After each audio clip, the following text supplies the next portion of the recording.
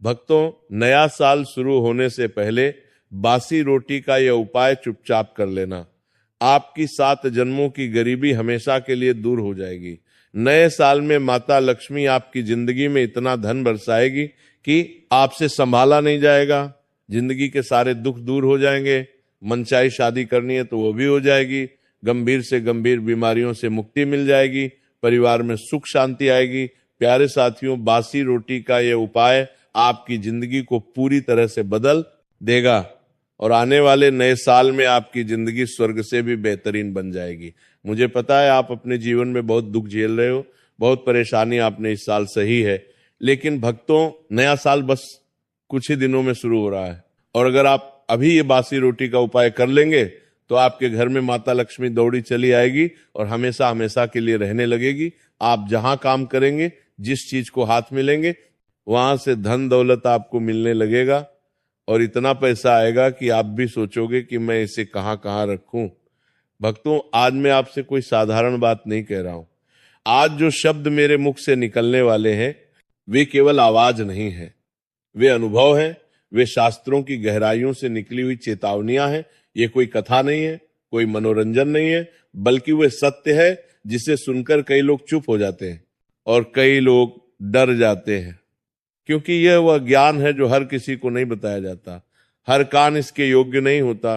शास्त्रों में ये सब लिखा हुआ है, संतों ने इसे जिया है, लेकिन इसे उन्हीं तक सीमित रखा गया जो इसे संभाल सके। क्योंकि ये उपाय अगर गलत हाथों में चला जाए तो वरदान नहीं, बोझ बन जाता है, लेकिन अगर सही व्यक्ति के हाथ लग जाए तो सुन लीजिए, तब केवल हालात नहीं बदलते, तब भाग्य को भी झुकना पड़ता है। नया साल आने वाला है और बहुत लोग सोचते हैं कि नया साल मतलब नई तारीख, नया कैलेंडर, नया मोबाइल वॉलपेपर और कुछ नए संकल्प। लेकिन जो जीवन को समझता है, जो कर्म को पहचानता है, वह जानता है कि नया साल केवल दिन नहीं बदलता। नया साल पुराने कर्मों का वही खाता खोलता है जो आपने वर्षों में बोया है, वही इस नए साल में उगने वाला है। कुछ लोगों के लिए नया साल अवसर बनकर आता है और कुछ के लिए चेतावनी बनकर।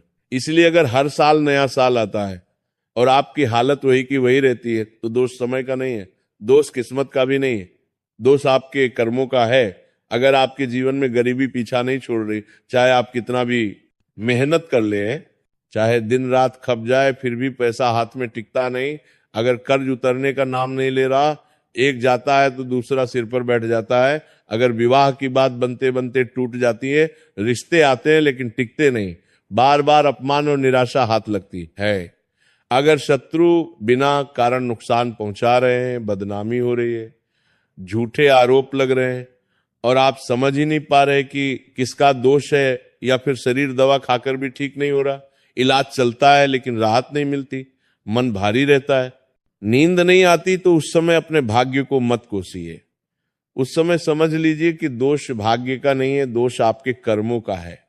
और कर्म सुधारने का सबसे सरल मार्ग कोई कठिन तपस्या नहीं है, कोई महंगा यज्ञ नहीं है, कोई दिखावटी पूजा नहीं है। कर्म सुधारने का सबसे पहला और सबसे मूल रास्ता है अन्न का सम्मान। शास्त्र कहते हैं कि जिस व्यक्ति ने अन्न को समझ लिया उसने जीवन को समझ लिया, और जिसने अन्न का अपमान किया उसने अनजाने में अपने भाग्य का अपमान कर दिया। बासी रोटी इस शब्द को सुनते ही बहुत लोगों के मन में घृणा आती है। लोग इसे तुच्छ समझते हैं, बेकार समझते हैं, फेंक देने योग्य समझते हैं। लेकिन ध्यान से सुनने, बासी रोटी तुच्छ नहीं है, बासी रोटी तपस्या है, ये अन्न की परीक्षा है। ताजा भोजन तो हर कोई सम्मान कर लेता है, लेकिन बासी अन्न का सम्मान वही करता है जिसके भीतर संस्कार जीवित होते हैं। शास्त्रों में साफ लिखा है कि जिस घर में बासी अन्न का अपमान होता है उस घर में लक्ष्मी प्रवेश तो कर सकती है लेकिन टिकती नहीं, वो आती है, देखती है और चुपचाप लौट जाती है। और इसके उलट जिस घर में बासी अन्न का सदुपयोग होता है, जहां रोटी को केवल पेट भरने की चीज नहीं बल्कि ईश्वर का प्रसाद माना जाता है, वहां दरिद्रता डर कर भागती है, वहां गरीबी टिक नहीं पाती, वहां कर्ज जड़ नहीं पकड़ पाता, वहां दुर्भाग्य ठहर नहीं पाता, क्योंकि अन्न के साथ जुड़ी हुई ऊर्जा सीधी कर्म फलदाता तक जाती है। लेकिन ध्यान रखिए, ये कोई हल्का उपाय नहीं है, ये कोई खेल नहीं है। इसलिए इसे करने से पहले कुछ कठोर नियम है, जिन्हें तोड़ दिया तो उपाय निष्फल ही नहीं होगा, उल्टा प्रभाव भी दिखा सकता है। पहला नियम, ये उपाय गुप्त रहेगा। जिस दिन आपने किसी को बता दिया, उसी दिन इसका प्रभाव टूटने लगता है। दूसरा, इसे हंसी मजाक में नहीं करेंगे, क्योंकि कर्म मजाक नहीं समझता। तीसरा, मोबाइल हाथ में लेकर वीडियो देखते हुए, बातें करते हुए, ये उपाय नहीं होगा। चौथा, इसे करते समय मन में जरा सा भी संशय आया कि पता नहीं होगा या नहीं, तो उसी क्षण उपाय की शक्ति समाप्त हो जाती है। और पांचवा नियम, यह उपाय वही करें जो सच में परेशान है, दिखावे के लिए नहीं। याद रखिए, ईश्वर शब्द नहीं देखता, भावना देखता है। कर्म दिखावा नहीं समझता, नियत समझता है। और अन्न कभी झूठ स्वीकार नहीं करता। भाई और बहनों, अब मैं जिस विषय पर बोलने जा रहा हूं, वह केवल धन का नहीं है, यह केवल उधार का नहीं है। ये उस पीड़ा का विषय है जिसे वही समझ सकता है जिसने कर्ज का बोझ अपने सीने पर रखा हो। कर्ज केवल जेब को खाली नहीं करता, कर्ज इंसान की आत्मा को भी तोड़ देता है। कर्ज वाला आदमी दिन में हंसता है, लेकिन रात को जागता है। उसके घर में सब कुछ होता है, फिर भी शांति नहीं होती। और सबसे बड़ी पीड़ा ये होती है कि वह चाहे कितना भी मेहनत कर ले, पैसा आता है और फिसल जाता है जैसे हाथ में रेत। शास्त्र कहते हैं, कर्ज केवल आर्थिक समस्या नहीं है, यह पूर्व जन्मों के कर्मों का बंधन होता है। इसीलिए कई बार ऐसा होता है कि आदमी ईमानदार होता है, मेहनती होता है, फिर भी कर्ज उतरता नहीं, क्योंकि वहां हिसाब इस जन्म का नहीं चल रहा होता। वहां पुराने कर्म अपना हिस्सा मांग रहे होते हैं। और जब तक कर्म से कर्म नहीं काटा जाता, तब तक पैसा काटने से कुछ नहीं होता। अब ध्यान से सुनिए, कर्ज से मुक्ति का यह उपाय कोई जादू नहीं है, ये कर्म का संतुलन है। इसमें ना तंत्र है, ना दिखावा है, ना ऊंची आवाज में मंत्र है। ये उपाय चुप्पी से किया जाता है, क्योंकि कर्ज की जड़ भी चुपचाप ही घर में बैठी होती है। ये उपाय शनिवार की सुबह किया जाता है। शनिवार कर्म फलदाता का दिन। उसी दिन जब इंसान अपने कर्म को स्वीकार करता है, तभी शनि कृपा करते हैं। सुबह सूरज निकलने से पहले उठना है। उस समय वातावरण शुद्ध होता है और मन अब भी संसार के बोध से भरा नहीं होता। अब एक बासी रोटी लीजिए, ध्यान रखिए, वही रोटी जो रात की बची हुई हो, वही रोटी जिसमें आपके घर की ऊर्जा बसी हो। बाजार की रोटी नहीं, होटल की रोटी नहीं, अपने घर की। अब उस बासी रोटी पर काले तिल रखिए। काले तिल कोई सामान्य दाना नहीं है। शास्त्रों में काले तिल को कर्ज का भक्षक कहा गया है। काले तिल कर्मों का भार अपने ऊपर ले लेते हैं। इसलिए हर पितृ कर्म, हर शनि दोष, हर कर्ज मुक्ति में काले तिल का प्रयोग होता है। ये केवल प्रतीक नहीं है, ये ऊर्जा का माध्यम है। अब उस रोटी को लेकर घर से बाहर जाए, किसी को बताए बिना रास्ते में किसी से बात नहीं करनी है। मोबाइल हाथ में नहीं होना चाहिए। मन शांत रखें, सीधे पीपल के पेड़ के पास जाइए। पीपल वो वृक्ष है जहां पृथ्वी की नकारात्मक ऊर्जा खींचकर चली जाती है। पीपल के नीचे बैठा हुआ कर्म कभी खाली नहीं जाता। पीपल के नीचे उस बासी रोटी को रख दीजिए। और अब ध्यान से सुनिए, बोलना बहुत कम है, ऊंची आवाज में कुछ नहीं कहना, केवल मन ही मन या बहुत धीमे स्वर में इतना कहना है, हे कर्म फलदाता, मैंने जाने या अनजाने जो भी कर्म किए, उनके कारण जो बंधन मुझ पर चढ़ा है, उसे अब काट दीजिए। मैं कर्ज नहीं, कर्तव्य निभाना चाहता हूं। बस इसके बाद वहां खड़े नहीं रहना है, पीछे मुड़कर नहीं देखना है। ये पीछे ना देखना बहुत बड़ा संकेत है। इसका अर्थ है जो चला गया उसे वापस मत बुलाओ। जैसे ही आप पीछे देखते हैं, आप फिर उसी समस्या से जुड़ जाते हैं। अब समझिए, इसका फल इस उपाय के बाद चमत्कार ये नहीं होगा कि अगले दिन लॉटरी लग जाएगी। नहीं, शास्त्र ऐसा झूठ नहीं सिखाते। चमत्कार ये होगा कि रास्ते खुलने लगेंगे, कहीं से पैसा आने का मार्ग बनेगा, कोई रुका हुआ भुगतान वापस आएगा, कोई ऐसा व्यक्ति मदद करेगा जिसकी आपने कल्पना नहीं की होगी। कई बार उधार देने वाला स्वयं शांत हो जाता है। कई बार कर्ज चुकाने की व्यवस्था अपने आप बनने लगती है। और सबसे बड़ा चमत्कार ये होता है कि अब पैसा टिकने लगता है और व्यय के बीच संतुलन आने लगता है, मन का बोझ हल्का होने लगता है। लेकिन एक बात याद रखिए भाइयों और बहनों, ये उपाय केवल वही फल देता है जो अंदर से टूट चुका हो, लेकिन झूठा ना हो। जो कर्ज लेकर ऐश करता है उसके लिए ये उपाय नहीं है। जो मेहनत से भागता है उसके लिए ये उपाय नहीं है। ये उपाय उसके लिए है जो कर्ज से शर्मिंदा है, जो रात को ईश्वर से रोता है और जो सच में मुक्त होना चाहता है। शनि देव दंड नहीं देते हुए सुधार अवसर देते हैं, और जब इंसान झुकता है तभी शनि पिघलते हैं। अगर ये उपाय श्रद्धा से किया गया तो कर्ज का पहाड़ भी रेत की तरह ढाने लगता है। अब मैं जिस विषय पर बोलने जा रहा हूं वह धन से भी अधिक संवेदनशील है, क्योंकि धन चला जाए तो वापस आ सकता है, लेकिन जब जीवन में विवाह का समय निकलता चला जाता है तो मन के भीतर एक खालीपन बस जाता है। हर घर में ये पीड़ा दिखती नहीं, लेकिन भीतर ही भीतर जलाती रहती है। माँ बाप की आंखें रास्ता देखती हैं, रिश्तेदार सवाल पूछते हैं, समाज ताने देता है और व्यक्ति स्वयं को दोषी मानने लगता है।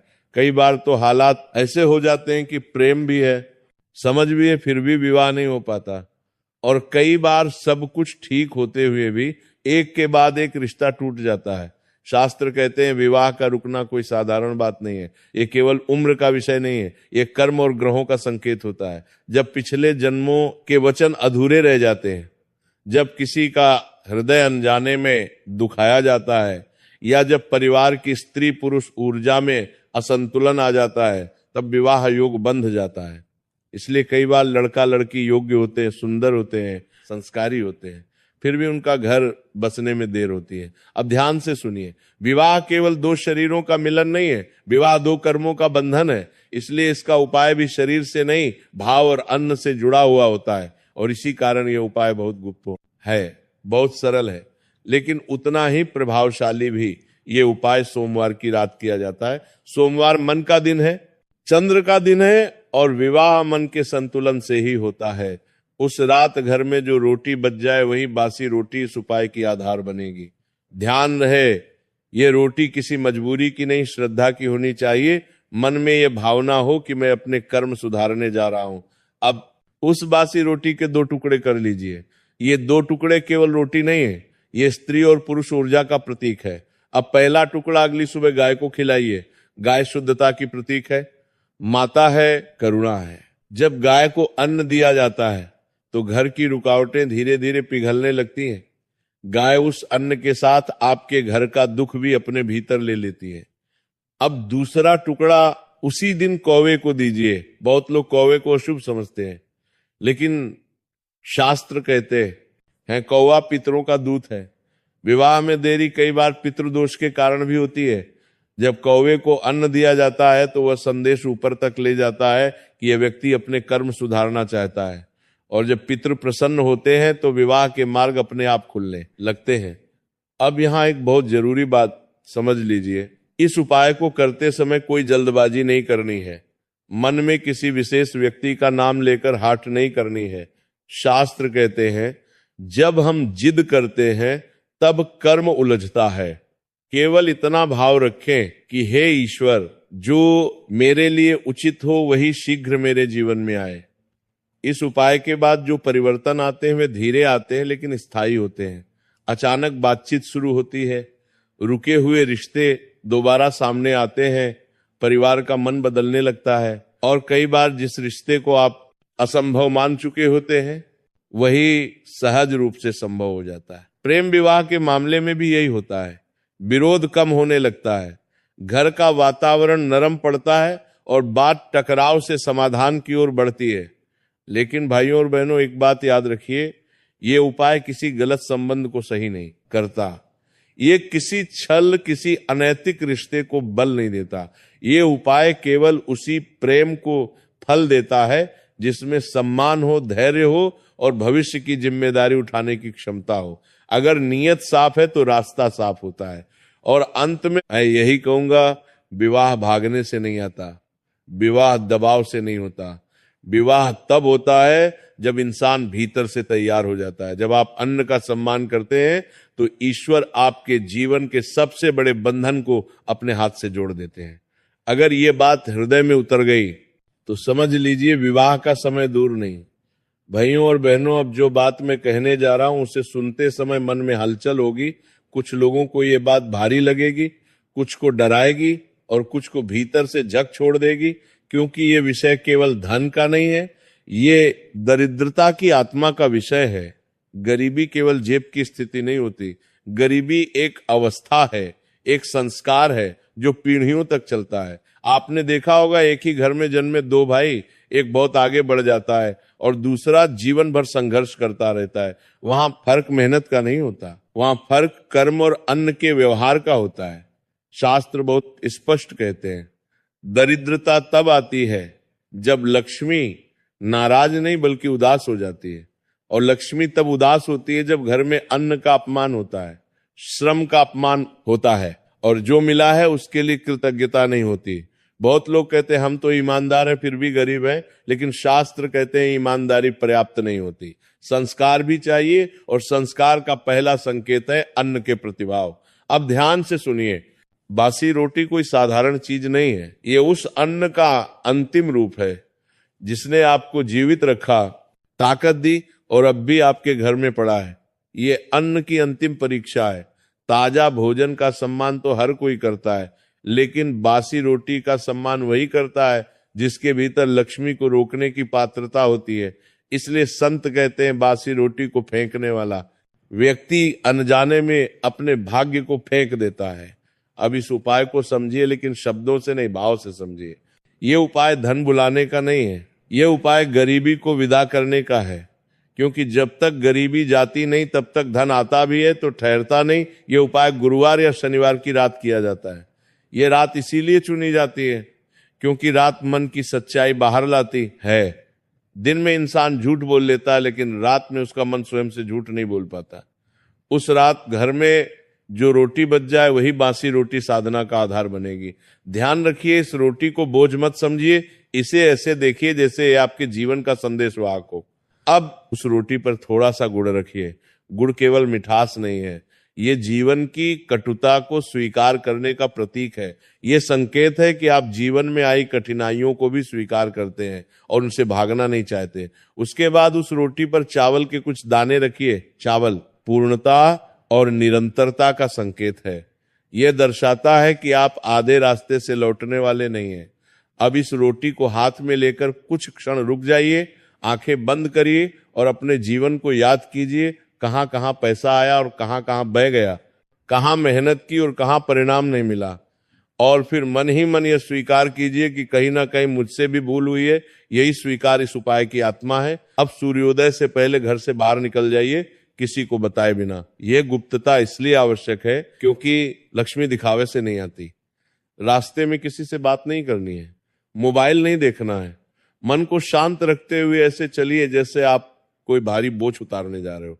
आप किसी ऐसे स्थान पर जाइए जहां गाय का आना जाना होता हो। गाय इस धरती पर चलती हुई करुणा है। जब आप गाय के मार्ग पर अन्न रखते हैं तो वह अन्न केवल गाय तक नहीं जाता, वह आपके कर्मों की सूचना ऊपर तक पहुंचाता है। उस स्थान पर बासी रोटी रख दीजिए। गाय दिखे तो उसे स्वयं खिला दीजिए, और अगर ना दिखे तो भी चिंता मत करिए, नियत पहुंच चुकी होती है। अब बहुत धीमे स्वर में या केवल मन में इतना कहिए, हे अन्नपूर्णा माता, मैंने कभी जानकर कभी अनजाने में अन्न, श्रम और समय का अपमान किया। आज मैं वो बोझ आपको सौंपता हूं।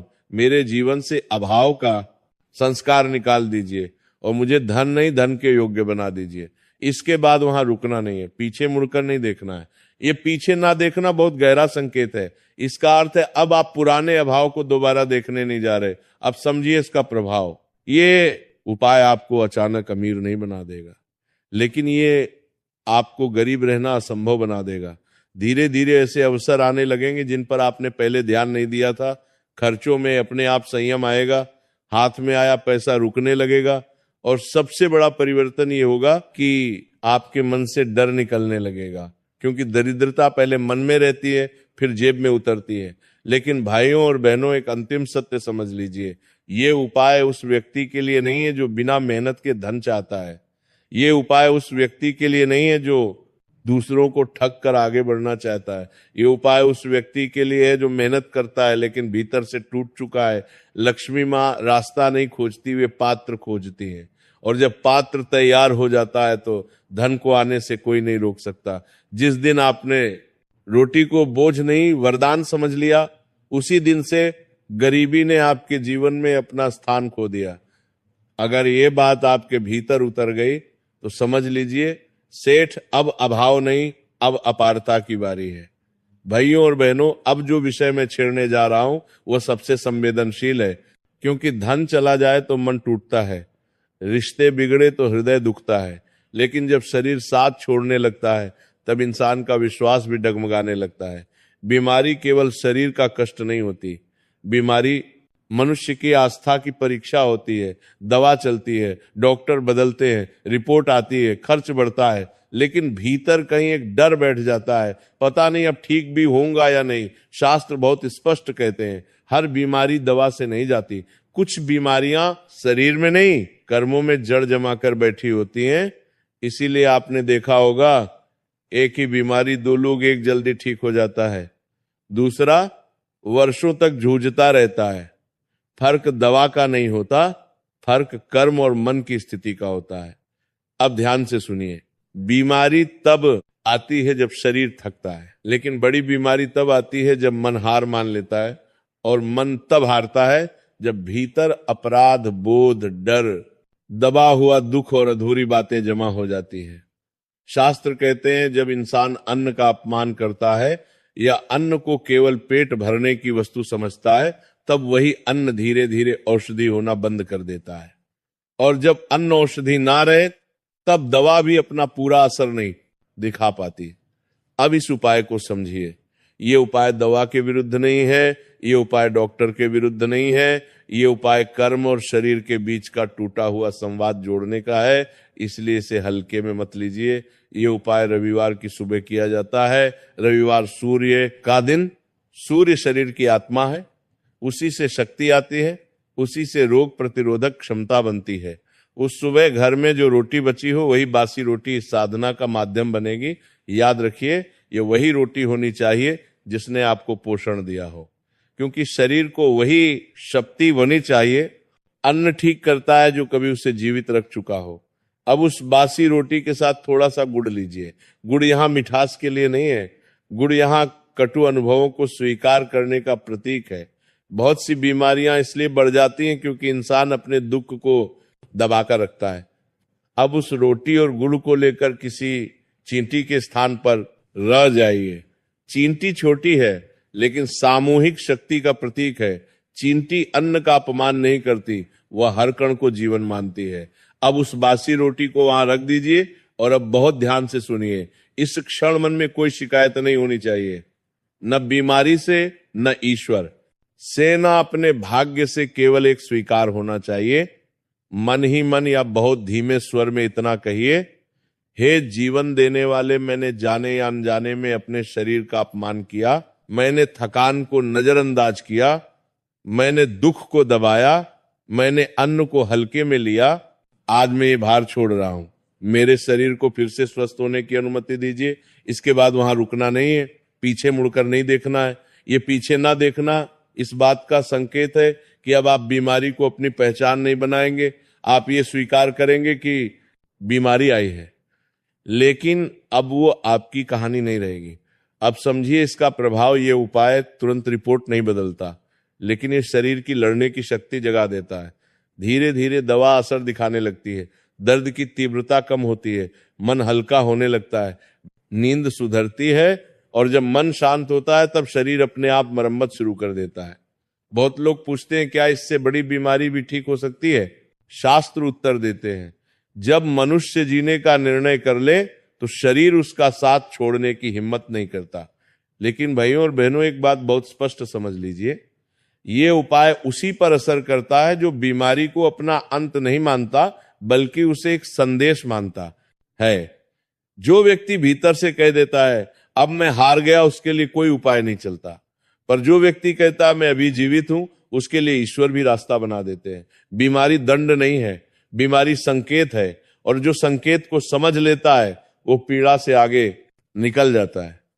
जिस दिन आपने अन्न को फिर से औषधि मान लिया, उसी दिन से आपके शरीर ने ठीक होने की प्रक्रिया शुरू कर दी। अगर ये बात आपके भीतर उतर गई तो समझ लीजिए, सेठ बीमारी चाहे कितनी भी बड़ी हो, आत्मा के सामने वह टिक नहीं सकती। 2026 आपके लिए कैसा रहेगा ये ग्रह तय नहीं करते, ये भाग्य अकेले तय नहीं करता, ये आप तय करते अपने भाव, अपने संकल्प और अपने कर्म से। अब ध्यान से सुनिए, अगर आप चाहते हैं कि 2026 में धन की चिंता कम हो, स्वास्थ्य डगमगाए नहीं, रिश्तों में मिठास बनी रहे और मन हर सुबह हल्का महसूस करें, तो इसके लिए कोई कठिन साधना नहीं है। इसके लिए केवल एक शांत, सच्चा और सरल उपाय है। अपने पुराने वर्ष को सम्मान के साथ विदा करना। नए साल से एक दिन पहले की रात घर में जो रोटी बच जाए, वही बासी रोटी इस संकल्प की साक्षी बनेगी। इसे देखते समय मन में कोई नकारात्मक भाव मत लाना। इसे ऐसे देखना जैसे ये आपके पूरे साल की मेहनत, संघर्ष और सीख को अपने भीतर समेटे हुए हो। अब इस रोटी के साथ 3 चीजें जोड़िए, लेकिन भाव के साथ थोड़ा सा गुड़, ताकि 2026 में जीवन की मिठास बनी रहे। कुछ चावल के दाने ताकि काम अधूरे ना रहे, और एक छोटा सा तिल ताकि पुराने बोझ हल्के हो जाए। अब इस रोटी को हाथ में लेकर आंखें बंद कीजिए और अपने आप से बहुत प्यार से इतना कहिए, मैंने जितना किया उतना कर पाया। जहां गलत हुआ वहां सीख ली, जहां टूटा वहां मजबूत हुआ। अब मैं नए साल में हल्के मन से प्रवेश करना चाहता हूं। बस यही भाव पर्याप्त है। अब अगले दिन सूर्योदय से पहले ये रोटी लेकर घर से बाहर निकल जाइए। किसी को बताए बिना जल्दबाजी ऐसे चलिए जैसे आप अपने जीवन की एक भारी थकान उतारने जा रहे हो। किसी ऐसे स्थान पर जहां पशु या पक्षी आते हो, वहां ये रोटी रख दीजिए या खिला दीजिए और मन ही मन बहुत सरल शब्दों में कहिए, हे जीवन देने वाले 2026 में मेरे जीवन में संतुलन बनाए रखना। जहां आवश्यकता हो वहां अवसर देना, जहां कमजोरी हो वहां समझ देना, और जहां खुशी मिले वहां कृतज्ञ रहना सिखाना।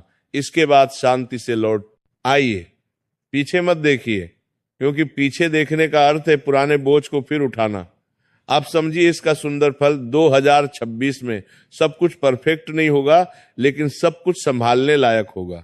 धन आएगा और जरूरत के समय साथ देगा, स्वास्थ्य साथ देगा, और अगर कभी डगमगाया तो जल्दी संभल जाएगा। रिश्तों में मतभेद होंगे लेकिन दूरी नहीं बनेगी, और सबसे बड़ी बात, आपका मन हर स्थिति में मजबूत रहेगा। और भाइयों और बहनों, यही असली सब कुछ बढ़िया होना है, क्योंकि जिसके पास शांति है उसके पास सब कुछ है, और जिसके